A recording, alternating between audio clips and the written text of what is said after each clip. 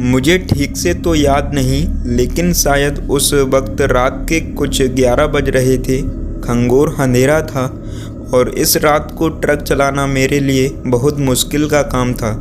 पहले तो मुझे लगा था कि ये सब चीज़ मेरे लिए बहुत आसान होंगी, लेकिन जब मैं इन चीज़ों पर सफ़र करने के लिए उतरा तब मुझे एहसास हुआ कि वास्तव में ट्रक चलाना बहुत मुश्किल का काम होता है।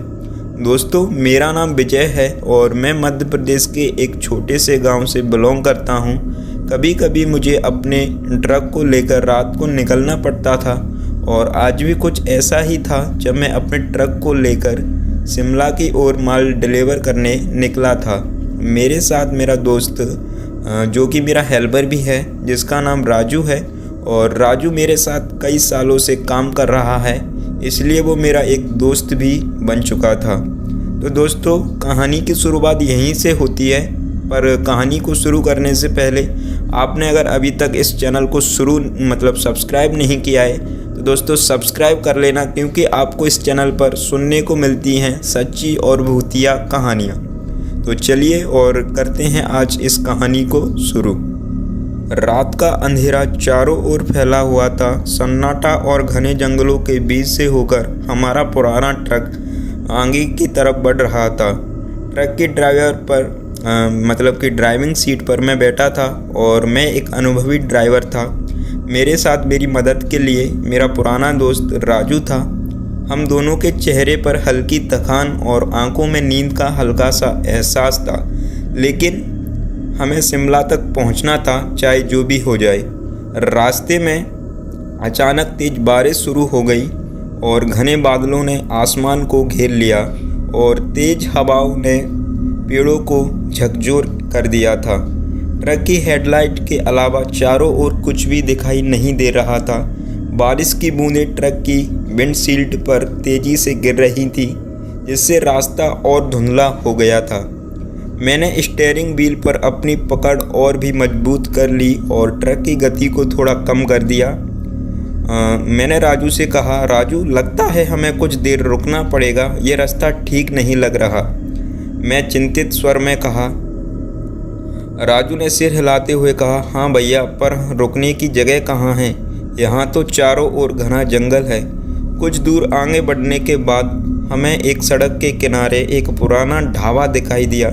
ढाबा काफ़ी पुराना और जर्जर हालात में था, लेकिन उस समय इस जगह ही उन्हें सुरक्षित लगी और मैंने ट्रक को ढाबे के सामने रोका और हम दोनों ढाबे के अंदर गए, जहां एक बूढ़ा आदमी बैठा था जो ढाबे का मालिक लग रहा था। और मैंने उस बूढ़े आदमी से बोला, बाबा, क्या हमें यहाँ कुछ देर रुकने की इजाज़त मिल सकती है? बूढ़े आदमी ने हमें ध्यान से देखा और फिर धीमे स्वर में कहा, रुक सकते हो बेटा, लेकिन सावधान रहना, यह जगह रात के समय सुरक्षित नहीं है। यहाँ कई अजीब घटनाएं हो चुकी हैं। मैंने और राजू ने एक दूसरों की तरफ देखा, लेकिन बारिश की स्थिति को देखते हुए हमने वहीं रुकने का फैसला किया। ढाबे के एक कोने में हम दोनों ने बैठकर चाय का ऑर्डर दिया।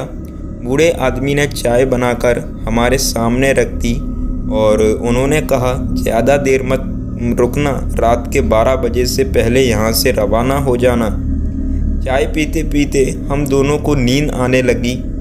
मैंने कहा, राजू, चलो कुछ देर ट्रक में ही सो लेते हैं, फिर जब बारिश थमेगी तो आगे बढ़ेंगे।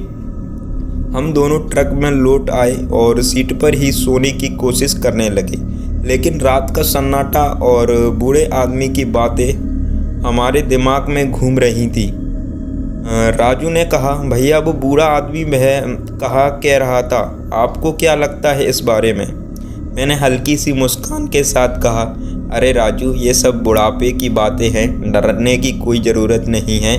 चलो सो जाओ, सुबह होते ही हम चल पड़ेंगे। लेकिन जैसे ही हम सोने की कोशिश कर रहे थे, ट्रक के बाहर से किसी के चलने की आवाज़ आई। मैंने खिड़की से बाहर झांक कर देखा, लेकिन वहाँ कोई नहीं था। राजू ने भी बाहर देखा, लेकिन उसे भी कुछ नहीं दिखाई दिया। अभी ट्रक के शीशे पर किसी ने जोर से धपकी दी। मैंने और राजू दोनों चौंक गए। मैंने दरवाज़ा खोला और बाहर देखा, लेकिन कोई नहीं था। अचानक ट्रक के अंदर का तापमान गिरने लगा, ठंडी हवा का झोंका अंदर आने लगा और हम दोनों को अजीब सी बेचैनी महसूस होने लगी। राजू ने कांपते हुए कहा, भैया मुझे कुछ ठीक नहीं लग रहा, यहाँ से जल्दी निकलते हैं। मैंने जल्दी से ट्रक स्टार्ट किया और हम दोनों वहाँ से निकल पड़े। ट्रक ने गति पकड़ ली और वे हम शिमला की ओर बढ़ने लगे, लेकिन रास्ते में हमें फिर से एक अजीब बात महसूस हुई। ट्रक के अंदर से किसी और के सांस लेने की आवाज़ आ रही थी, जो पहले वहाँ नहीं थी। राजू ने डरते हुए कहा, भैया हमें यहाँ से निकलना होगा, यह जगह मुझे भूतिया लग रही है। मैंने उसे शांत करने की कोशिश की, लेकिन अब मैं बहुत मतलब कि खुद भी डरने लगा था। अचानक ट्रक की हेडलाइट बंद हो गई और चारों ओर अंधेरा छा गया। मैंने ट्रक को रोकने की कोशिश की, लेकिन ब्रेक भी काम नहीं कर रहे थे। ट्रक एकदम से घने जंगल में घुस गया और वह अब मेरे नियंत्रण में नहीं था। और नियंत्रण से बाहर होते ही मैंने देखा कि अचानक ट्रक खुद ब खुद रुक गया और हम दोनों ने राहत की सांस ली, लेकिन यह राहत हमारे लिए ज़्यादा देर तक नहीं रही।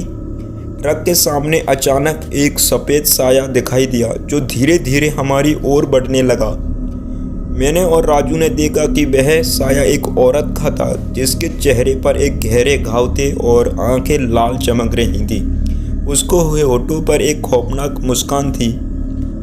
राजू ने डर के मारे चिल्लाते हुए कहा, भैया ये वही औरत है जिसके बारे में बूढ़े आदमी ने बताया था। ये मर चुकी है, लेकिन इसकी आत्मा भटक रही है। मैंने तुरंत ट्रक को स्टार्ट करने की कोशिश की, लेकिन ट्रक ने स्टार्ट होने से इनकार कर दिया। वह औरत धीरे धीरे ट्रक के पास आने लगी और मैंने हड़बड़ाहट में ट्रक का दरवाज़ा खोला और बाहर कूदने की कोशिश की, लेकिन जैसे ही मैंने दरवाज़ा खोला, वह औरत हवा में उड़ती हुई ट्रक के अंदर आ गई। औरत ने मुझसे और राजू की ओर देखा और फिर उसकी आवाज़ गूंजने लगी और वह जोरों जोर से डरावनी हंसी हंस रही थी और बोल रही थी, तुम लोग यहाँ से नहीं बच सकते, यह मेरी जगह है, अब तुम्हें यहाँ से मरकर ही जाना होगा। मैंने और ज़ोर से ट्रक को स्टार्ट करने की कोशिश की और इस बार भगवान की कृपा से ट्रक स्टार्ट हो गया। मैंने तेज़ी से ट्रक को रिवर्स गियर में लिया और फिर सामने की ओर घुमाकर तेज़ी से चलने लगा।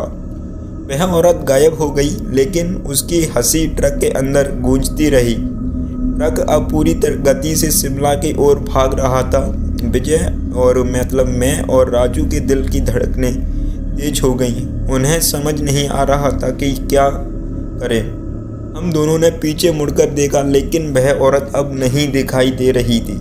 आखिरकार हम शिमला के पास पहुंचे और ट्रक को एक सुरक्षित जगह पर रोका। हम दोनों ने चैन की सांस ली, लेकिन उनका दिल अभी भी डर से कांप रहा था। मैंने कहा, राजू अब कभी भी रात के समय इस रास्ते से नहीं जाएंगे। राजू ने सिर हिलाते हुए कहा, हाँ भैया, अब कभी नहीं जाएंगे। उस घटना के बाद दिनों ने शिमला तक की यात्रा तो पूरी की, लेकिन वह खौफनाक रात हम सभी के मतलब कि दिमाग में आज भी घूमती रहती है। शिमला की वह यात्रा हमारे लिए जीवन भर का डरावना अनुभव बन गई थी। अब हम हर बार सफ़र से पहले भगवान से प्रार्थना करते हैं और उस रात को याद करके कांप जाते हैं। तो दोस्तों, आपकी क्या राय है कि इस कहानी में जो औरत मिली थी वो क्या इनको सच में मिली थी या इनका कोई भ्रम है? तो दोस्तों, आपको इस चैनल पर ऐसी ही कहानी सुनने को मिलती है, तो इस चैनल को सब्सक्राइब जरूर कर लीजिएगा। तो चलिए और मिलते हैं नेक्स्ट वीडियो में। जब तक के लिए जय Hind and happy independence day.